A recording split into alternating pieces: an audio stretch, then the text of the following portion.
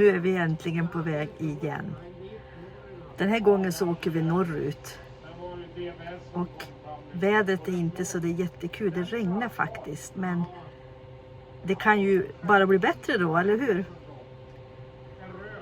David tankar. Och ja, sen åker vi. Och vi har ett utflyktsmål idag som vi kan visa er. Så häng med oss. Vi har ju lite svårt så där att ta närmaste väg. Och det blev det inte idag heller. Men då får ni se lite grann utav Jämtlands inland. Och vi sitter också och tänker så här. Ja, här kan man också bo. Det är ju jättefint. Jag skulle tro att vi är 4 mil typ från Östersund.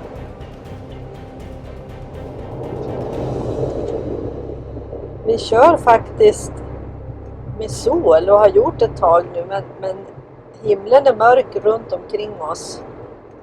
Så vi får se hur länge vi klarar oss. Men är det vädret bara så här så är det väl ingenting att gnälla om.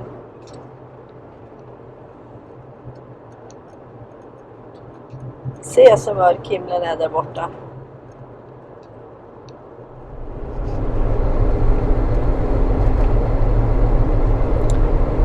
Nu rullar vi in i Strömsund. Och här framme innan bron på vänster sida så finns det en Vägverkets plats. Där det står då campingförbjuden, men vi har kollat med Länsstyrelsen va? Att man får faktiskt sova över natt. Trafikverket, förlåt. Jag beskyller Länsstyrelsen för allting. Och nu hamnar vi i kö. Därför att bron är bara en fil. Ni ser här på vänster sida står det en massa husbilar och bilar. Och här finns det tömning och allt sånt som man behöver om man har en husbil.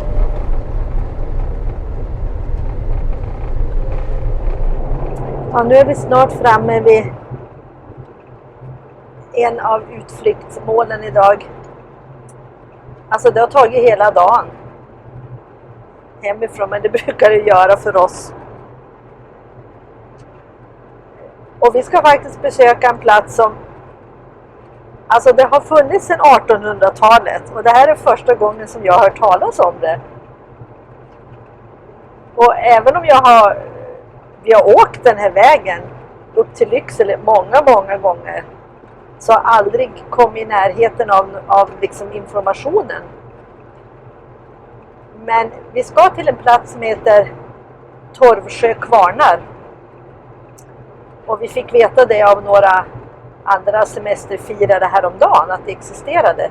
Så jag tittar på lite bilder och det ser väldigt trevligt ut. Så vi ska åka dit och titta, så ska ni få höra lite mer och se vad det är för något. Jag kan ju faktiskt berätta lite när vi åker ändå.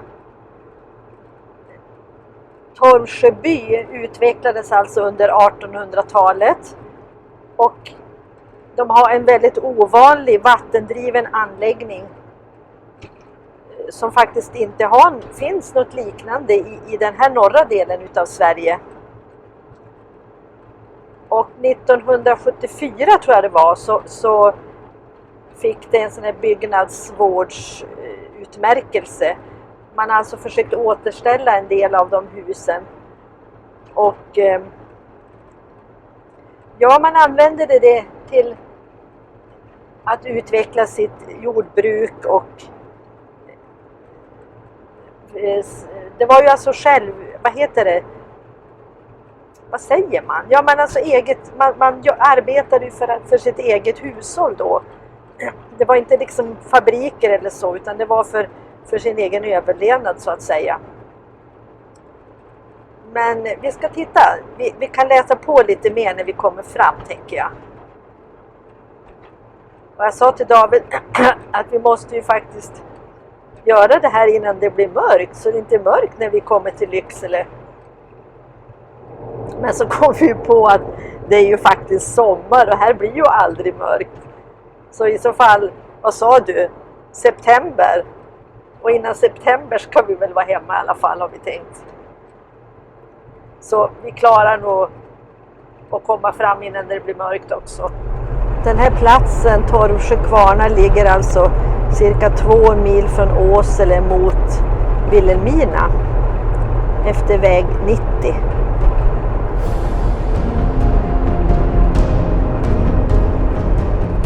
Ja. Här står det Torvsjö Kvarnar. Ja, här ska vi nog köra in. Men vi tänkte att man kan nog gå runt och titta här lite grann i alla fall.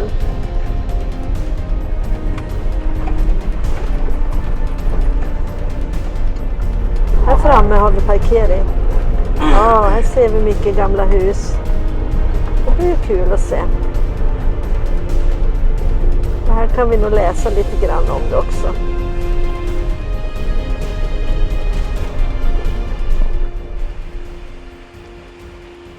Här finns det lite information.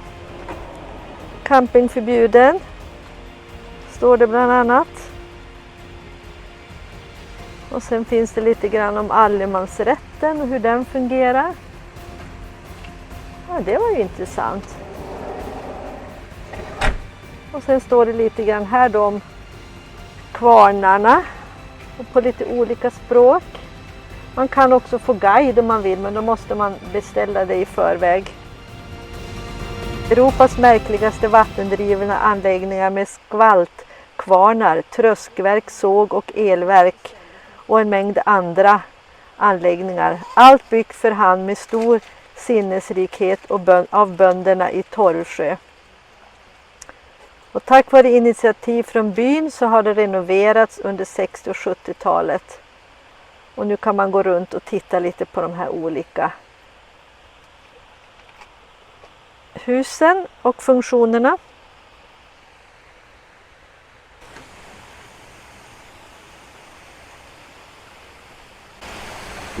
Anders kvarn uppfördes av Anders Jonsson 1840.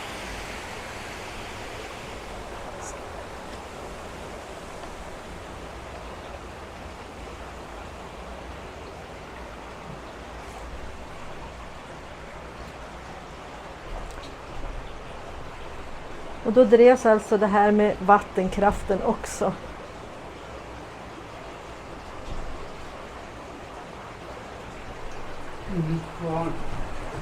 Under här ser man vattnet då.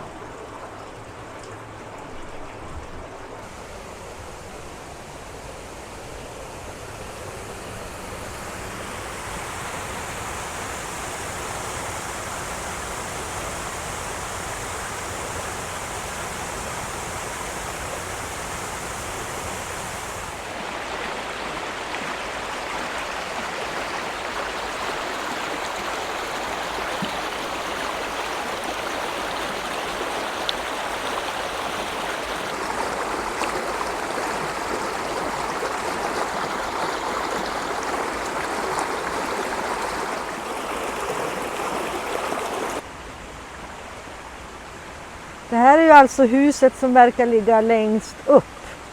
Och bäcken hette... Ja, det minns jag inte. Vi får kolla det.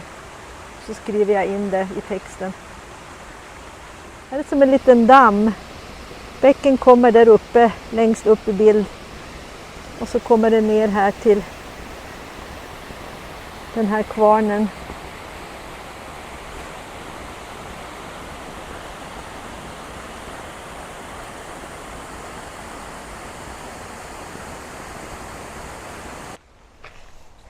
Nu ska vi se vad det här är för något. Lera blir tegel. Lerbråkan stod tidigare i Lerbäckdalen, en dalsänka väst i byn. ned mot sjön. Där var det gott om lera. I lerbråkan bearbetas lera med sand, vatten och ibland sågspån. Blandningen brändes sedan till tegel som användes till murstockar i hus och ladugårdar. Alltså luckan där, du ser där. Ja, titta. Och där visar de formen där då. Hur teglet. Ser du? Ja, det rinner ner där. Ja. Och så blir det tegel. Eftersom vi är här så sent på dagen så är det inga människor, men det är någonting som kallas sviarn. Och de är överallt. Alltså mygg kan vara jobbigt, men sviarn är värre. De är så små så man ser dem nästan inte. Men tyvärr så känner man dem. Och nu har vi ett annat hus här. Och också här har de så här finurligt använt sig av vattnet.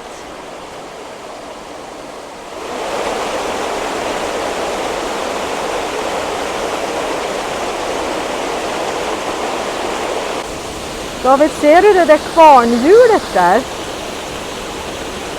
Ja, det är om det rinner ner vatten här. I den kan... Vi ska se. Den här kanalen här, precis där David står. Här rinner det ner vatten. Och så ner till den. Och går slipstenen. Ja, just ja. Det är en slipsten där nere, ja. Jag ska titta här i alla fall. Det är bara lite läskiga stenar för de är så blöta. Ursäkta.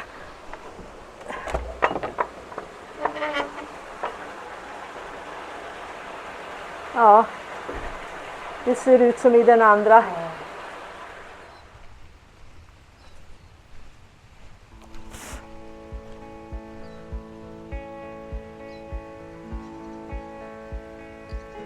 Fint gammalt hus.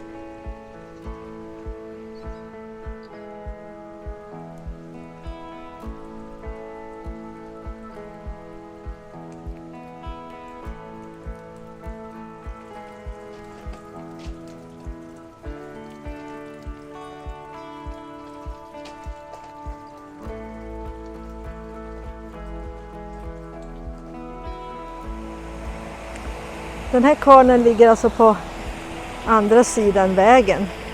Så det är alltså minst 3 kvarnar som jag har sett. Och här kommer man till den största höhärsa jag någonsin har sett. Men så här kunde de se ut. Och sen så kunde det vara mycket mindre också, men där hängde man upp höet på tork. Ja, helt otroligt. Så stor.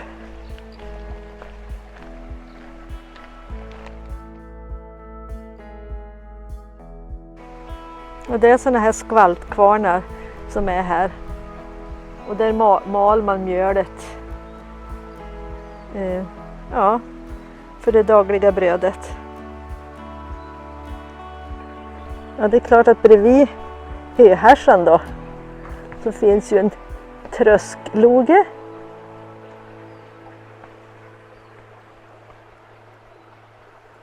Så här tröskar man här. Ja, ska vi se vad det här är för hus. Som ligger alldeles nere vid vattnet. Jaha. Såg och spånhyvel. Här alltså byggde man till husbehov.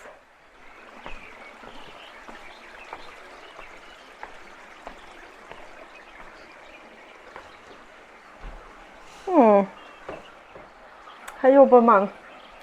Hyvlade sitt spån.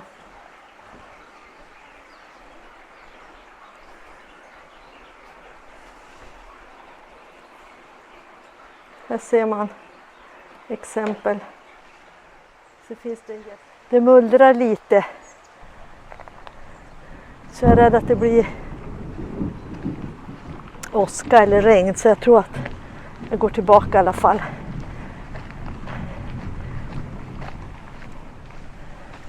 Ja,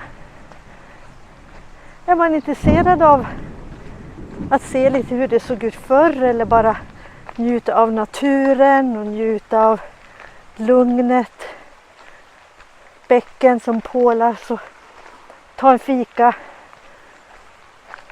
Så tycker jag det kan vara en bra utflykt om man är i närheten.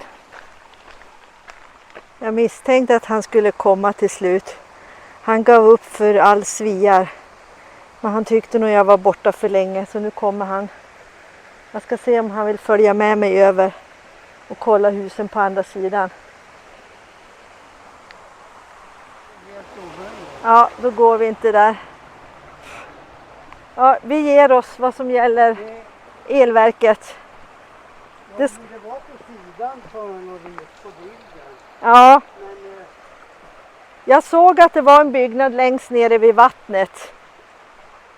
Och det kanske var det som var, men det gick det inte komma den här vägen som jag gick.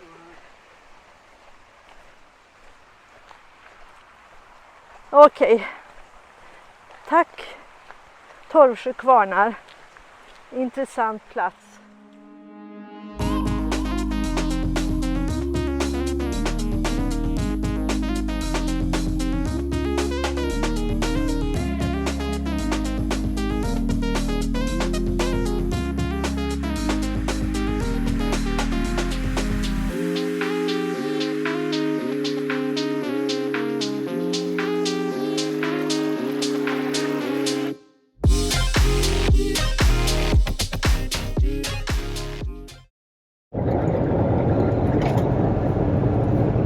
Ja, nu lämnar vi Lycksele efter några fina dagar med syster, yster och besök i vårans gamla stuga där vi har varit så många somrar i min barndom.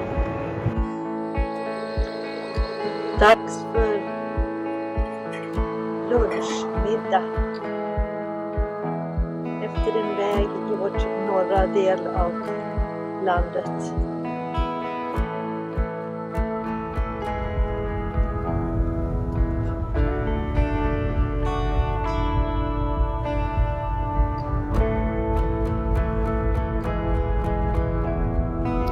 Det här var alltså första veckan på våran norruttur. Och hoppas att ni har tyckt om att hänga med oss och hoppas att ni kanske fick en idé om vad man kan besöka när man åker här uppåt Jämtland, Västerbotten, Lappland. Så har ni tyckt om den här filmen och tyckt om den ni har sett, så ge oss gärna en tumme upp och skriv en kommentar. Berätta, har ni varit i Torvsjö kvarnar? Eller är det något annat som ni har sett efter vägen som vi kanske har missat? Så berätta det för oss. Men i nästa film då ska vi bland annat gå upp på Nallovaara. Så vill ni se det, så håll utkik till nästa film som kommer om ett tag efter det här. Så tack så jättemycket för att ni hänger med oss och hoppas att ni vill fortsätta att följa med oss i nästa film också. Hej då!